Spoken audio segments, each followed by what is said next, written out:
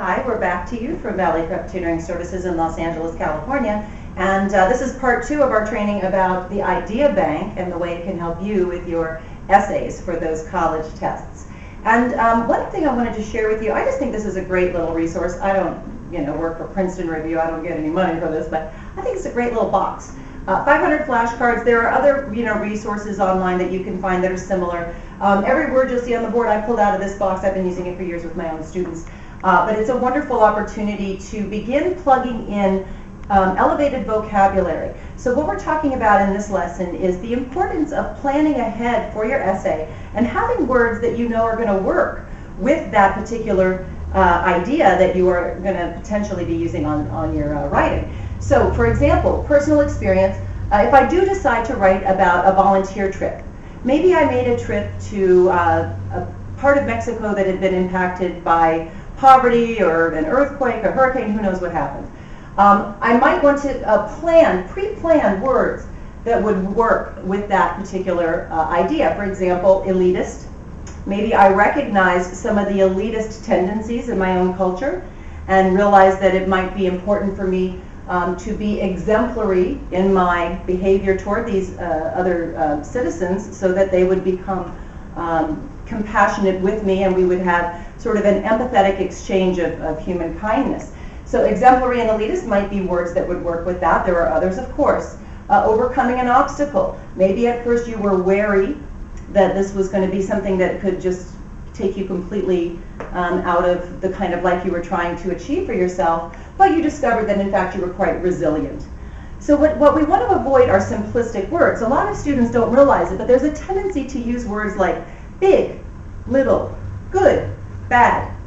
I mean, really? It's a college essay, right? You don't want to use good and bad when you can use benevolent and malevolent, right? Or, not just that having polysyllabic words is necessarily better, but in fact, the more crisp your language is, the more specific your word choice is, the better your essay score is going to be. Let's look at a couple other examples. Current events. If your choice were to write about the 2012 presidential campaign, you might want to talk about how those candidates are like to present themselves as incorruptible, right? But in fact, what they're looking to do is obliterate the competition, right? They're trying to obviously win the election. Technology addiction is a really interesting cultural phenomenon happening right now in current events.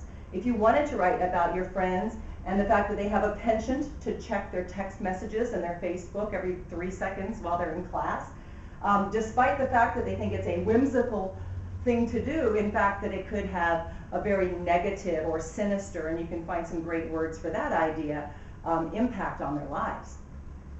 Literature, maybe you're going to write about The Great Gatsby.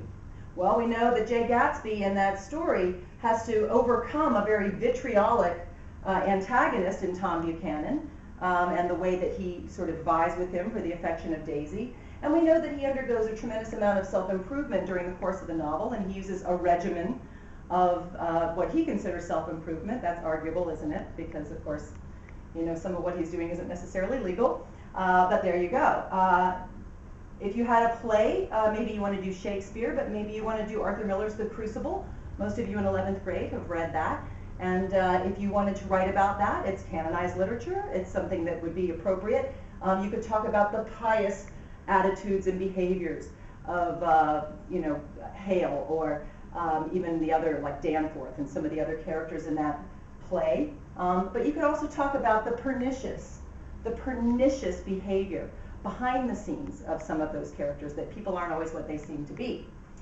All right, and then final one, historical timeline. Maybe your pre-20th century choice would be something like the Renaissance. They had a voracious appetite for all things creative and expressive and artistic, and many benefactors had to sort of pony up the money to make that possible, and I'm sure you've studied that in your history classes. And then finally, Holocaust could be another post-20th century choice, but this is one that many of you have spent a lot of time on in your schools, so maybe that's a comfortable thing to write about because you already know so much about it. Certainly it was an austere time for people living in Nazi-occupied Germany, and there was a tremendous amount of animosity between these two camps. So you'll notice that this idea bank that I've given you here has both positive and challenging types of subject matter, that we have at least 2 specific areas that we're pre-planning to use for our essays so that we're not inventing the wheel on a timed test. And we're actually anchoring, and these are my little anchors, we're anchoring specific vocabulary to those ideas. Not to say that if we spontaneously think of a better word that we can't use it, but again, here's your hip pocket. Go with what you need already in the bank and in your hip pocket, and I guarantee you'll be glad you did. Thank you, and we'll see you next time.